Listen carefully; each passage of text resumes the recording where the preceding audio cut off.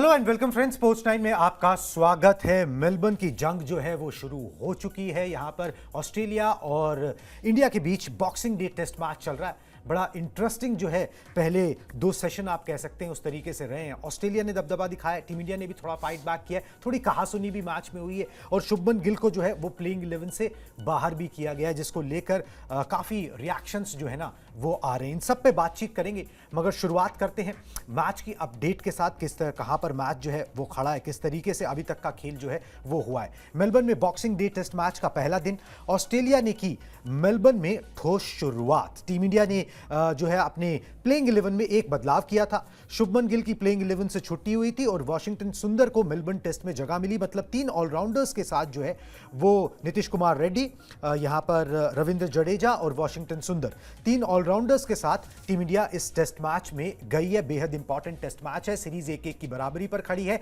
जो टीम यहां पर जीत जाएगी फिर वो ये सीरीज जो है हार नहीं सकती। ये एडवांटेज है इस टेस्ट मैच को जीतने का, प्लस मोमेंटम उनके साथ आ जाएगा, ताकि जो आखिरी टेस्ट मैच है वो फिर जो है बड़ा इंपॉर्टेंट हो जाएगा। और टीम इंडिया ने अगर इस टेस्ट मैच में ढीली शुरुआत की है तो उसकी वजह यह है कि ऑस्ट्रेलिया ने बड़ी अच्छी बल्लेबाजी यहां पर की है, परेशान किया है जसप्रीत बुमराह के समेत बाकी सभी गेंदबाजों को। बिल्कुल। और आप अगर स्कोर बोर्ड देखेंगे और अगर आपको टॉप के, वैसे तीसरा विकेट गिर गया है, लेकिन टॉप के 3 बल्लेबाज अगर आपको हाफ सेंचुरी क्रॉस करके स्कोर दिखा रहे हैं तो इसका मतलब साफ है कि बल्लेबाजी बहुत ही स्तरीय हुई है, बल्लेबाजी बहुत अच्छी हुई है। और कहीं ना कहीं मैं तो ये भी कहूंगा कि पिच का जो रीडिंग होता है वो रीडिंग ऑस्ट्रेलियन कैप्टन ने बहुत अच्छा किया। लगातार इस बात की चर्चा हो रही थी, रोहित शर्मा ने भी पिच देखने के बाद कहा था, मुझे याद है एमसीजी के हेड जो है क्यूरेटर, उन्होंने कहा था कि पिच पर घास छोड़ी गई है। ऐसे में और ऑस्ट्रेलिया की बल्लेबाजी भी अगर आप लोग देखिए तो बड़ी ध्यान देने वाली बात है कि ट्रेविस हेड को छोड़कर उस तरह से बल्लेबाजी चल नहीं रही थी। मैक्स स्विनी को ड्रॉप करना पड़ा था। यानी बल्लेबाजी पहले करने का जो जोखिम होता है, जो रिस्क होता है, वो उठाने की हिम्मत दिखाई कप्तान ने, और वो उनके बल्लेबाजों ने उस हिम्मत को बहुत अच्छे से बैक किया। यही वजह है कि आप चाहे कॉन्स्टेंस की बात कर लें, जो अपना पहला टेस्ट मैच खेल रहे थे, उन्होंने मैक्स स्विनी के मुकाबले ज्यादा बेहतर परफॉर्म किया, एक हाफ सेंचुरी बनाकर दिया आपको, और साथ ही साथ एक जो पहले विकेट के लिए पार्टनरशिप नहीं लग रही थी वो पार्टनरशिप लगाकर दी। तो निश्चित तौर पर आप कहेंगे कि पहला सेशन, दूसरा सेशन ऑस्ट्रेलिया के बल्लेबाजों ने बहुत अच्छी तरह से डोमिनेट किया है अभी तक एमसीजी टेस्ट मैच में। बिल्कुल जी, एमसीजी टेस्ट मैच में एक तरीके से ऑस्ट्रेलिया ने पहले 2 सेशन अपने नाम यहां पर कर लिए। एक गैप जो था ना, एक लूज पॉइंट जो था या फिर एक गड्ढा जो था कि लग रहा था कि भाई यहां पर एक अच्छी शुरुआत नहीं मिल पा रही 3 टेस्ट मैचेस में, उसको जो है ऑस्ट्रेलिया ने यहां पे करेक्ट किया, अपना होमवर्क किया, खिलाड़ियों को जो है उनका मेंटल मेकअप किया और फिर नतीजा सामने। एक अच्छी शुरुआत के बाद ऑस्ट्रेलिया बड़े स्कोर की तरफ जो है वो यहां पर बढ़ रहा है। चलिए जी, इससे पहले आए बाकी सब मुद्दे के ऊपर जो कहा सुनी हुई और ये सब कुछ, एक इंपॉर्टेंट चीज जो है ना वो इस टेस्ट मैच में हुई है। टॉस के वक्त ही पता लग गया कि शुभमन गिल जो है उनको टीम में जगह नहीं दी गई है। दिखाएं जी ग्राफिक्स। शुभमन गिल को टीम में शामिल ना करने पर जो है ना वो सवाल उठ रहे हैं। संजय मांजरेकर ने सवाल उठाया कि गिल को बाहर बैठाना जो है वो ठीक नहीं था, उन्होंने ये सवाल जो है उठाया है।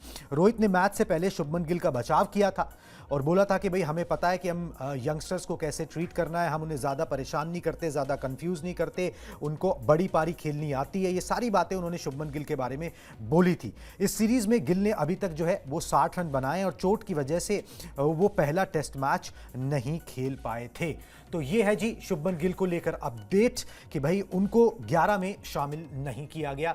जबकि ऑस्ट्रेलिया में उनका रिकॉर्ड ठीक ठाक है, रन बेशक ना हो, मगर ये है कि भाई ये समझ में आ रहा था कि लय अच्छी है। रन हमेशा रोहित शर्मा के भी नहीं है, मगर ये समझ में आ रहा है ना उनको कि भाई वो अच्छी तरीके से बल्लेबाजी करें, तो शुभमन गिल भी कर रहे थे। मगर यहाँ पर ये बेहतर समझा गया प्लेइंग 11 को देखकर कि भाई टीम का कॉम्बिनेशन इस पिच के लिए शायद 3 ऑलराउंडर्स के साथ हम जाएंगे। एक बल्लेबाज की अगर हमें जो है उसको ड्रॉप भी करना पड़े तो कर देंगे। उस केस में शुभमन गिल को कर दिया। हाँ, लेकिन मैं इससे सहमत नहीं हूं। आप नंबर 3 के बल्लेबाज को ड्रॉप नहीं कर सकते। ये दिखाता है कि आपकी कप्तानी, रोहित शर्मा की जिस कप्तानी की तारीफ में मैंने यहां से कितने कसीदे गढ़े हैं वो आपको भी याद होगा, जो सब्सक्राइबर्स देख रहे हैं उनको भी याद होगा। लेकिन आप नंबर 3 के बल्लेबाज को अगर टीम से बगैर किसी वजह के ड्रॉप कर रहे हैं, अगर आप जब टॉस के वक्त आए आप कहते हैं कि हाँ उनको कोई निगल था, उनको कोई चोट थी, कोई इंजरी थी, और वो सच है तो फिर भी समझ में आता है। लेकिन बेवजह आप नंबर 3 के बल्लेबाज को ड्रॉप करके दिखाते हैं कि आप ओवर डिफेंसिव अप्रोच के साथ जा रहे हैं, जिस अप्रोच का कोई मतलब नहीं था। आप हम लोग लगातार चर्चा कर रहे थे कि पिछले मैच में जिस तरह से भारतीय टीम ने बहुत ही बैकफुट पर जाकर बिल्कुल हार की कगार पर पहुंचकर अपने आप को बचा लिया, सीरीज में वापसी हो गई, सीरीज 1-1 से बराबर है। यहां से आपको अटैकिंग मोड में जाना चाहिए था, यहां से आपको, और मेलबर्न के विकेट पर जो विकेट आपके लिए बल्लेबाजी के लिए बेहतर विकेट है, वहां पर आप एक प्रॉपर बैट्समैन को बिठाकर आप ऑलराउंडर लेकर आ रहे हैं। ये अप्रोच जो है ना बचाव वाली है। ये अप्रोच तब होती है जब कप्तान के खुद रन ना बन रहे हो। अगर अभी रोहित शर्मा के रन बन रहे होते ना, तब शायद वो इस तरह की कप्तानी डिफेंसिव नहीं करते। और मुझे लगता है कि सवाल अभी देखिएगा, जैसे जैसे आगे बढ़ेंगे हम इस टेस्ट मैच में, और जैसे जैसे मैच आगे बढ़ेगा वैसे वैसे ये सवाल और गहराता जाएगा। कई और बड़े दिग्गज अभी देखिएगा इस बहस में कूदेंगे, क्योंकि आप नंबर 3 एक ऐसी पोजीशन है टेस्ट मैच में जिस पोजीशन के बल्लेबाज का नाम आप शायद टीम लिस्ट में, प्लेइंग 11 में सबसे पहले लिखते हैं कप्तान के नाम के बाद। आप शुभमन गिल को ही ड्रॉप कर देंगे, और तब जब आप मैच से पहले एक प्रेस कॉन्फ्रेंस में आते हैं और आप कहते हैं कि साहब हम उनको सपोर्ट करेंगे और वो अच्छी शुरुआत पा रहे हैं लेकिन बस बड़े रन्स नहीं बन रहे हैं, तो ये सब कुछ थोड़ा सा चौंकाने वाला है। और मुझे लगता है कि हम वो स्टेटमेंट भी दिखाते हैं, जरा दिखाइए, मिल गई है। हाँ दिखाइए, वो स्टेटमेंट दिखाइए रोहित शर्मा ने जो इस टेस्ट मैच से पहले कहा था। ये हम फिर से अपने सब्सक्राइबर्स को बता देते हैं कि ये पहले कहा गया बयान है। गिल हमेशा अच्छा करते हैं, हम उनकी योग्यता को जानते हैं, हमें गिल कमाल का बल्लेबाज है, हम सभी उसकी योग्यता जानते हैं, हमें उसके साथ खड़े रहने की जरूरत है, हम उसको भी आजादी से खेलने देते हैं। यशस्वी की तरह ही मैंने उस पर भी बेवजह दबाव नहीं डाला है, उसे बड़े स्कोर बनाना आता है, बस इस बात को सुनिश्चित करना है कि जब 30-40 रन बने तो उसे बड़ी पारी में तब्दील किया जाए। ऑस्ट्रेलिया में ऐसा करना चुनौती भरा रहता है। ये स्टेटमेंट उनकी ऐसा नहीं कि कोई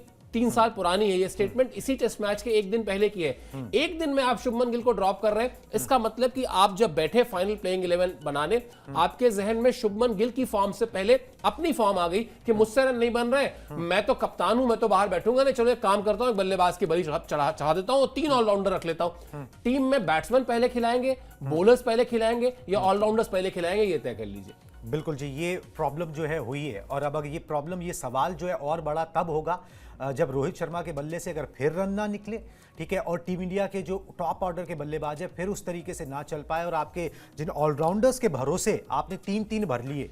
भाई आपका दिक्कत तो ये आ रही है ना कि टॉप ऑर्डर नहीं चल रहा है, दिक्कत ये थोड़ी ना आ रही है कि भाई रविंद्र जडेजा आपको पिच इन करके नहीं दे रहे, नीतीश कुमार रेड्डी आपको पिच इन करके नहीं दे रहे, या वॉशिंगटन सुंदर रन नहीं बना सकते। वहां पर तो वो लोग अपना काम कर ही रहे हैं, ऊपर से रन नहीं लग रहे। आपने ऊपर को थोड़ा डिप्लीटेड कर दिया, थोड़ा सा हल्का कर दिया, आपने शुभमन गिल को यहां से बाहर रख के उनके भी रन जो है वो यहां पर ड्यू थे, जो अभी जो है अब बल्लेबाजी जब होगी तब उसका असर जो है वो देखने को यहां पर जरूर मिलेगा। सर, शुभमन गिल को बाहर करना, जैसे आपने बोला कि नंबर 3 के खिलाड़ी को आप उस तरीके से बाहर का रास्ता नहीं दिखा सकते, फिर आप पता लगता है कि भाई अभी तक आप श्योर नहीं हो, 3 टेस्ट मैच आप खेल चुके, चौथे में आप खेल रहे हो, अगर आप अपने बैटिंग ऑर्डर को लेकर श्योर नहीं हो तो फिर चीज़ें अच्छी नज़र नहीं आ रही।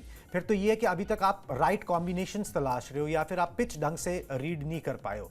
शुभमन गिल को बाहर किया गया है, एक कॉन्फिडेंस भी जो है ना खिलाड़ी का कहीं ना कहीं शैटर होता है इन सब चीज़ों से। एक तरफ आप उन्हें बैक करते हो, दूसरी तरफ आप उन्हें ड्रॉप करते हो, जितना मर्जी आप कम्युनिकेट कर लो, मगर ये शुभमन गिल के लिए पर्सनली भी हजम करना थोड़ा सा आसान नहीं होगा। बिल्कुल आसान नहीं होगा, और आप मतलब मैं इसको बल्लेबाजी में और डेप्थ देना, या ऑलराउंडर्स की जरूरत को समझना, या स्पिनर्स को शामिल कर लेना से देखता ही नहीं हूं। मैं इसको सिर्फ और सिर्फ एक गलत फैसले के तौर पर देखता हूं, और ये गलत फैसला तब आप लेते हैं जब आप बैकफुट पर हो। आप दुनिया भर को, आप सबको ये बता रहे हैं कि हमें फ्रीडम चाहिए, यशस्वी जायसवाल को मैं फ्रीडम देता हूं, शुभमन गिल को मैं फ्रीडम देता हूं कि वो अपना गेम खेलें। भाई आप भी तो अपना गेम खेल लीजिए। आपने पहला काम क्या किया, आप ऑस्ट्रेलिया की जमीन पर पहुंचे, आपने सबसे पहले अपनी ओपनिंग की जगह छोड़ी जो आपको दी गई थी, जिस पर आपने परफॉर्म किया है। मतलब अगर रोहित शर्मा ने बतौर ओपनर टेस्ट क्रिकेट में परफॉर्म नहीं किया होता तब शायद बात अलग थी, लेकिन आपने परफॉर्म किया है और पूरी दुनिया में घूम घूम के किया है, लेकिन आप अपनी जगह छोड़ी। तीसरे टेस्ट मैच में यह कहा गया कि चलो ठीक है, वहां पर छोड़ी थी लेकिन अब तीसरे में वापस आ जाएंगे। आप तीसरे में भी नहीं आए क्योंकि आपके अपने रन नहीं बन रहे आपके जहन में, और आप अभी न्यूजीलैंड से 3-0 से सीरीज हार कर आए हैं। बिल्कुल ऐसे समय में जब आप 3-0 से सीरीज हार के आए हैं और आपको एक मैच 2 पुछल्ले बल्लेबाज जिनको बेचारों को काम भी नहीं दिया गया था बैटिंग का, वो आपको ड्रॉ करके सीरीज में वापस जिंदा कर देते हैं। यहां से तो आपको अपना वो जो खून का उबाल होता है ना, वो उबाल दिखाना चाहिए था। यहां से आपको दिखाना चाहिए था कि आप एग्रेसिव कैप्टन हैं, यहां से आपको दिखाना चाहिए था कि आप इस सीरीज को जीतना चाहते हैं, यहां से आपको दिखाना चाहिए था कि आप वर्ल्ड टेस्ट चैंपियनशिप के फाइनल में जगह बनाना चाहते हैं। आपने दिखाया क्या? आपने ये दिखाया कि आपने सबसे कमजोर बेचारा शुभमन गिल बोले आप तुम बाहर बैठ जाओ, ऐसा करो, हम एक और ऐसे खिलाड़ी को खिलाएंगे जो बैटिंग भी कर सकता है। तो फिर एक काम कर लेते हैं ना यार, सबको हटा देते हैं, सब बैटिंग ही करते रहे, बना लीजिए, और तब भी 700 रन बना के दिखा दीजिए, तो बात अलग है भाई। या तो ये हो जाए कि इस बैटिंग लाइनअप के बाद आप कहिए कि अब डंके की चोट पे हम 400 रन बना लेंगे, तब तो आप इस टेस्ट मैच में सर्वाइव करेंगे। और अगर आप अब इस बैटिंग लाइनअप पे भी 400 रन नहीं बना पाते हैं, तो फिर आप एक काम करिए, फिर आप टेस्ट की कैप्टेंसी छोड़ दीजिए। ऐसे आप रिस्क नहीं ले सकते। आपका एक मैच खराब हो जाएगा, 2 मैच खराब हो जाएगा। एक सीरीज आपने 92 साल के इतिहास में, मतलब कोई 1-2 साल नहीं, कुणाल, हमारे आपके पिताजी की उम्र भी उतनी नहीं है, ठीक है? उस दौर से सोच लीजिए आप, क्रिकेट में किसी ने नहीं ये देखा था, आपने 3 मैच हरवा दिए। क्यों? बेंगलुरु में गलत टीम चुन ली, पुणे में गलत पिच बनवा ली, मुंबई में अकड़ में आगे कि नहीं अब कर लेंगे, और तीनों में क्या हुआ, 91 रन बनाए आपने, जिसमें 52 रन एक पारी में बनाए थे, बाकी सब 5 पारी में बनाए। 4 बार फास्ट बॉलर्स ने आपको आउट किया, बाकी बैट्समैन स्पिनर्स से आउट हो रहे थे। उसके बाद 3 बार आप दहाई के आंकड़े तक नहीं पहुंचे। आप कप्तान है साहब, आपसे आपने वर्ल्ड कप जिताया है, आपकी तारीफ में हमने वो बड़े बड़े पुल बांधे हैं कि कोई वर्ल्ड रिकॉर्ड कायम हो जाएगा, लेकिन आप ऐसा तो मत कीजिए। बिल्कुल, देखिए सवाल उठेंगे, और अगर ये अब देखिए ये सवाल ना और बड़े तब हो जाएंगे जब ये मेलबर्न टेस्ट का नतीजा आ जाए, इस सीरीज का नतीजा आ जाए, तो फिर इन सवालों के जवाब भी चाहिए होंगे। अभी तो सिर्फ सवाल है, फिर इसके जवाब भी चाहिए होंगे कि भाई अब क्या फ्यूचर भी इसी तरीके से देखना है क्या। तो ये सारी बातें ज़रूर है। चलिए जी, इस बीच में ट्रेविस हेड का जो है ना लॉ ऑफ एवरेजेस ने कैच कर लिया है। ये कह लो या कह के बुमराह के जीनियस ने अब उनका तोड़ निकाल लिया। बुमराह ने जो है हेड को आउट कर दिया, ऑस्ट्रेलिया का चौथा विकेट गिर गया, ट्रेविस हेड बगैर खाता खोले आउट हो गए। तो एक टेंशन जो है ना वो कम से कम दूर होती है कि ट्रेविस हेड अगर चिपक जाते तो रन भी तेजी से बनते और रन बहुत ज्यादा बन जाते। तो अगर आप 400 रन बना भी देते तो भी आप कुछ ना कुछ डेफिसिट लेके ही जो है ना वो बैठे होते। यहां पर एक चीज पॉजिटिव हुई कि एक इन फॉर्म खिलाड़ी जो लगातार टीम इंडिया को परेशान कर रहा है वो वापस चले गए हैं, और बुमराह जो शुरुआत में पिटाई खाई है उसके बाद जो है दोबारा से जो है वो अपना दबाव बनाते हुए नजर आ रहे हैं। बहुत अच्छी बात है, और ये कहीं ना कहीं अब मतलब अब अगर इस टेस्ट मैच में रोहित के, मैं तो हर बात पे घूम फिर के इसी फैसले पर आऊंगा जी। अगर अब आप यहां से आइए, 241 रन पर इस वक्त 4 विकेट हैं ऑस्ट्रेलिया के, मान लेते हैं ऑस्ट्रेलिया 350 रन पर ऑल आउट कर लेते हैं आप, हाँ जी, क्या ये रोहित शर्मा का ब्रिलियंस है? बॉलर्स का ब्रिलियंस है ना। बिल्कुल। फिर आपको अगर ये टेस्ट मैच जीतना है तो आप और आपको चौथी पारी में बल्लेबाजी करनी है, तो आपने 350 पे 100 रन एक्स्ट्रा बनाने होंगे। हाँ जी, तभी तो आप इस मैच में मजबूत स्थिति में आएंगे ना, यानी 450 रन। अब आप बताइए गिल की जगह बनती है कि नहीं बनती है? बिल्कुल जी, गिल की जगह बनती थी और गिल को जो है वो शामिल नहीं किया गया। वो कमी कितनी खलेगी वो पता लगेगा, मगर इन सब चीज़ों के अलावा भी ना मैच में कुछ हुआ है। और जब भी इंडिया ऑस्ट्रेलिया के मैचेस होते हैं तो ये सारी बातें जो हैं वो होती ही हैं, कहा सुनी वो सब कुछ होता ही है। इस बार मामला डेब्यूटेंट सैम कॉन्स्टास और दिग्गज विराट कोहली के बीच का है। दिखाएं जी, बता देते हैं पूरी इन्फॉर्मेशन क्या हुआ है। सैम कॉन्स्टास और कोहली के बीच जो है लड़ाई देखने को मिली है। सोशल मीडिया पर ये वीडियो जो है ना बहुत ज़्यादा वायरल हो रहा है। 10वें ओवर में दोनों के कंधे टकराए और बहस हो गई, और क्लियरली विजिबल है कि कॉन्स्टास वॉक कर रहे थे, कोहली उधर ही गए, और जानबूझ के जो होता है ना एक खिलाड़ी की एकाग्रता भंग करना, वो कोशिश करना, तो उसके लिए जो अपना कंधा हल्का सा लगा दिया और इसके बीच जो है फिर कहासुनी हो गई। अंपायर्स को बीच बचाव करना पड़ा, साथ में जो उस्मान ख्वाजा दूसरे ओपनर थे उनको बीच बचाव करना पड़ा, तब मामला जो है शांत हुआ। कॉन्स्टास ने मैच में जो है 65 गेंदों पर 60 रन की पारी यहां पर खेली है, और इस तरीके से पूरा मामला पैन आउट हुआ है। इस पूरे मामले पर मतलब क्या हो सकता है क्या नहीं हो सकता उस पर बाद में बात करेंगे। मैं सैम कॉन्स्टास का भी कुछ कहना है, पहले वो आपको दिखा देते हैं कि उन्होंने क्या कहा इस पूरे मामले पर जो ऑन फील्ड हुआ है। दिखाएं जी कॉन्स्टास का, जो कुछ भी मैदान में होता है उसे मैदान में ही छोड़कर आगे बढ़ जाना चाहिए, मुझे ऐसे चैलेंज पसंद आते हैं। बहुत कॉन्फिडेंट लड़का ये नजर आता है, 19 साल का, जो खेला अच्छे से खेला, जो शुरुआत नहीं मिल रही थी ऑस्ट्रेलिया को वो शुरुआत दे दी, विराट कोहली से आंखों में आंखें डाल के बात कर ली, उसके बाद उस चीज़ का जवाब भी दे दिया, हल्के में ले लिया और बोल दिया कि भाई कोई बात नहीं, मैदान पर ऐसा होता है और मुझे ये सब कुछ पसंद है। हाँ, मतलब लगभग आधी उम्र के हैं। बिल्कुल। कॉन्स्टेंस 19 साल के हैं, कोहली 37 साल के हैं, तो लगभग आधी उम्र के हैं। अब इस खबर को, चूंकि मैंने ऑस्ट्रेलिया में टूर कवर किया है कुणाल, मैं दो तरह से देखता हूं। अगर आप ट्रू स्पोर्ट्समैन की तरह से देखेंगे और जिस खेल को आप कहते हैं कि जेंटलमैन्स गेम है वहां देखेंगे तो आपको लगेगा कि हाँ कोहली ने गलत किया, नहीं करना चाहिए, बहुत यंग प्लेयर है, पहला मैच खेल रहा है, क्या ही जरूरत है, और ऐसा क्या ही कर रहा है, ऐसा क्या ही कर लेगा, आप तो बहुत बड़े बैट्समैन है, आप 81 शतक लगा के बैठे हुए हैं, तो नहीं करना चाहिए उनको जाकर। और ये दिख रहा है वीडियो में, एविडेंस में साफ दिख रहा है कि जानबूझ के जाके छेड़ा उन्होंने। लेकिन जब मैं इसको ऑस्ट्रेलिया में देखता हूं तो मुझे लगता है कि शायद यही किया है पिछले 2 दशक में भारतीय टीम ने, यही चेंज है। कई बार आपको ये जानते हुए कि आपका पक्ष गलत है, उस पक्ष के साथ खड़ा होना पड़ता है, क्योंकि उस गलत होने के बड़े मायने होते हैं। क्या ऑस्ट्रेलिया ने कभी ऐसा नहीं किया? क्या जब यशस्वी जायसवाल बैटिंग कर रहे होते हैं, या जब शुभमन गिल बैटिंग कर रहे होते हैं, या जब कोई 19-20 साल का भारतीय बल्लेबाज बैटिंग कर रहा होता है, नाम आप कोई भी रख लें, क्या वो इस तरह के उसका शिकार नहीं होता? तो शायद विराट कोहली ने वही किया जो उनके साथ 19 या 20 साल की उम्र में ऑस्ट्रेलिया में हुआ रहा होगा। और ऑस्ट्रेलिया इस मामले में आप अच्छी तरह जानते हैं कि स्लेजिंग में उनसे बड़ा चैंपियन कोई नहीं। मतलब वो क्रिकेट जितनी खूबसूरत और शानदार और खतरनाक खेलते आए हैं, उतनी खतरनाक और स्लेजिंग भी करते आए हैं। हमारी तो मतलब पूरी, हमने तो 2 दशक यही देखा है कि किस तरह से क्या क्या बोल के जाते हैं, क्या क्या नहीं बोल के जाते हैं। तो अगर आप उस लिहाज से देखें कि हाँ भारतीय क्रिकेट के प्रदर्शन के लिहाज से देखें, मुझे लगता है कोहली ने कुछ ऐसा नहीं किया, ठीक है, मतलब इसको कोई गंभीरता से नहीं लेगा। उन्होंने जानबूझ के क्या विकेट गिरा ना उनका, वरना कॉन्स्टेंस अभी अगर वहां पर सेंचुरी लगा के जाते, ये किया तो इसीलिए किया। और इसकी देखिए, सौरभ गांगुली जो है वो अगर कहते थे कि स्टंप माइक के पास ना पैर रख के तब बोलना कुछ, ताकि सुनाई ना दे, कैमरे में कैच ना हो। या आप याद कीजिए 2007 के वर्ल्ड कप में जब तमीम इकबाल आते हैं बांग्लादेश के मैच में, और वो जहीर खान को पहला ही जो छक्का मारते हैं वो सेकंड टियर में जाके गिरता है, वो मैच में कवर कर रहा था जी।